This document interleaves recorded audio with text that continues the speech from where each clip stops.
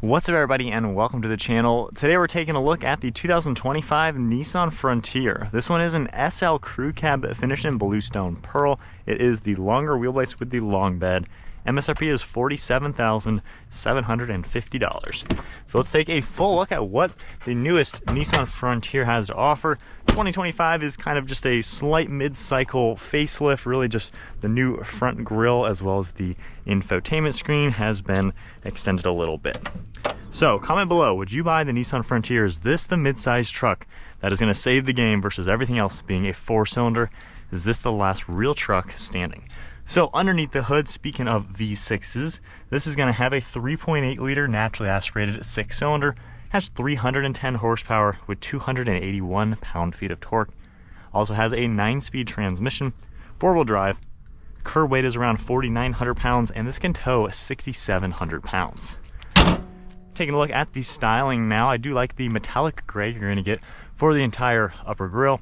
You can see the forward-facing camera and the Nissan badge, and then a safety sensor down below with more of the gray. So it does have a nice look. It looks pretty cool overall. Cool set of LED headlights, a little bit of bodywork and LED fog lights down below, and then a small trim piece on the far side.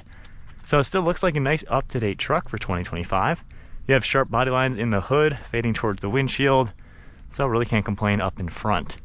At the side profile, this also has a nice set of gray wheels. They are 17-inch diameter. You can see the two-tone color, multi-spoke design as well, and then just some sharp body lines throughout the fender flare and the upper portion of the fender. A little bit of body molding down below in the door panels, and then you can see the body colored door handles as well as mirror caps. There's a side view camera and then all black trim throughout it. You can see up above we have a shark fin antenna and a sunroof. And then overall for the side profile, you have a 72.7-inch bedside. So you can see how long the bed is comparing it to the crew cab portion of the truck. So definitely a little bit longer looking than your typical crew cab with short bed, which is what most trucks seem to be these days. So nice to see a longer bed on this truck. Got some nice sharp body lines throughout the bedside as well. Same with the fender flare. And then just a nice body colored rear bumper in a thick heavy duty plastic. You have parking sensors, your plugs for your trailer hitch, and then of course the trailer hitch receiver down below. All of your badging, a nice set of red taillights, and then Frontier is stamped into the tailgate with the badge up above and a backup camera. It also has a soft open, so just doing that, it'll nicely open. You're going to get a spray and bed liner, these aluminum rails for the extra tie downs that you can hook up all throughout it. You're going to get a corner hook as well in each of the corners with a plug over on this far right side. You can easily fit 2 dirt bikes in here. So for the longer bed, this is a good work truck, definitely going to be great for family activities or even just the work day to day. Pretty easy to close as well. And then as we make our way in back, you can see the glass panel back here. This one will be sliding for opening and closing. And then you're going to get a black leather trimmed interior. You have some soft touch material throughout the centers of the doors and the armrests. And then you can see this little bit of like carbon fiber vinyl material within the leather. That's a cool touch. Extra stitching, nice stitching up above. 2 headrests back here for the 3 seats. And then you can pop this down for armrests and cup holders. You can see the manual slide. Only amenities are a few plugs and then a little bit of storage. And then if you pop this down, you can take the headrests out and this will fold nice and flat and give you just a little bit of storage behind the seats. From there, you can pull these up and you're going to have the Fender subwoofer on this side and then storage on the other side. Now hopping into the back at 5'11", I will say this is kind of a cramped back seat. So not my favorite midsize truck as far as the rear seat space. My head barely touches the ceiling. My knees with the driver's seat at my height are touching as well. And this is straight up and down. So really not the most comfortable. The bases are kind of small. My knees are high up above the seat as well. So maybe good for kids. Full-grown adults aren't going to want to be back here for too many road trips. So definitely on the cramped side, I would say. But it is still usable in a pinch if needed. And then climbing out of this side, if we take a look underneath, you can get a pretty good idea of this extra cubby. So that's a really good touch just to give you more of that utilitarian space, but definitely a little on the cramped side for people. For the key fob, you are going to get remote start, lock and unlock. If you just grab the door handle, you do press the button and that will automatically unlock it. The door panels finish off just like in back with the soft touch vinyl material. You can see all of your controls on it as well, the Fender logo, a little bit of storage. This is going to have power controls for the front seat as well. You have the same materials all throughout the seats. I really like how the stitching comes up towards the headrest. A little bit of contrast stitching as well. And then same thing for the steering wheel.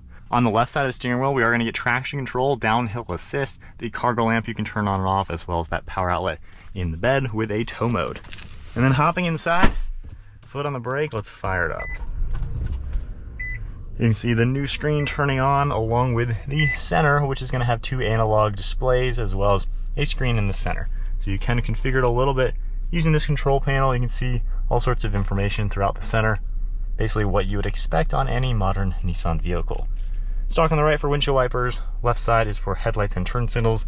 We have some Bluetooth and audio controls as well as cruise control, and then just a nice black leather wrapped steering wheel. Got one of your air vents, just some hard plastics around the dashboard, and then a little bit of a storage cubby.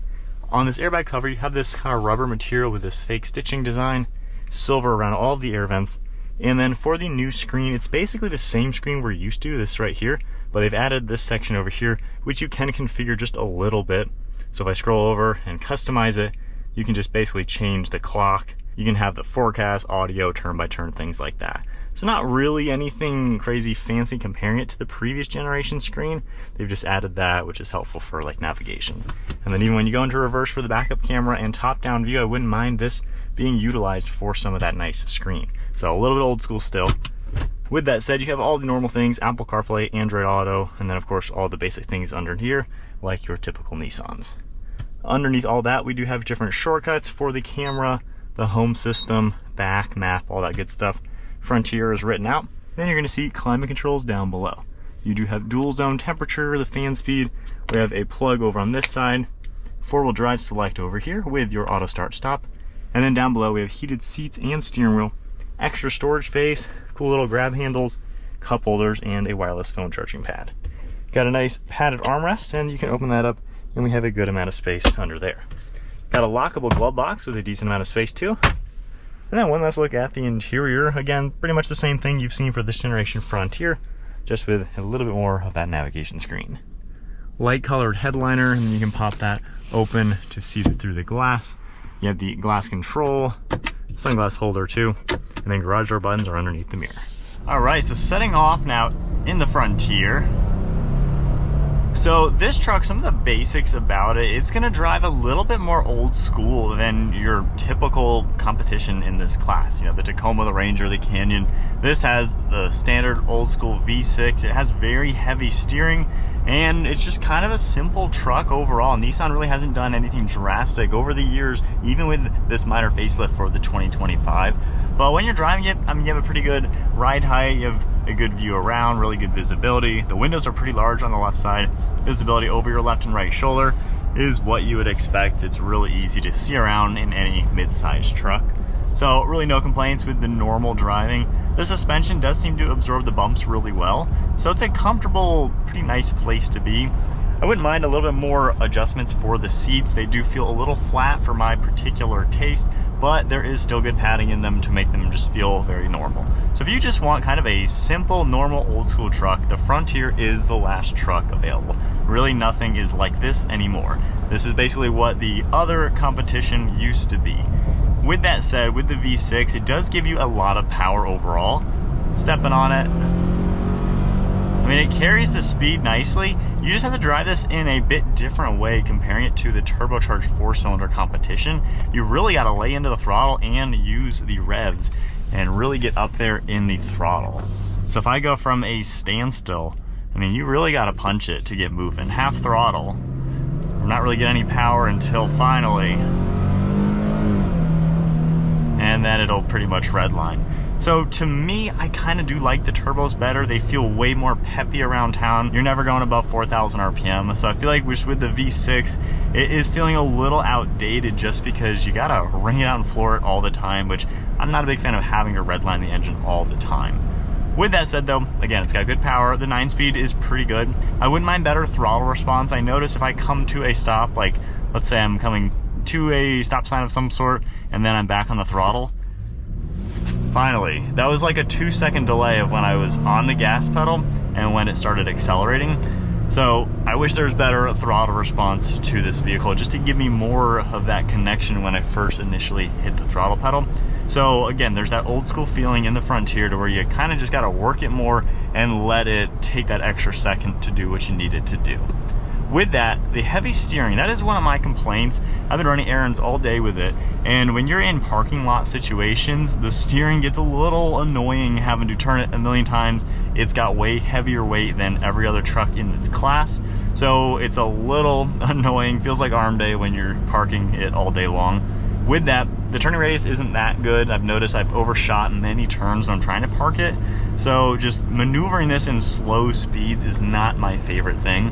Once you are driving though, that heavier steering translates to a really good weight. It feels nice and mechanical and direct, just like a truck should. So I like that, but maybe they could do like a variable electronic power steering, some sort of way to where it's easier and tighter in the slow speeds to make this just easier to maneuver in the slow speed settings.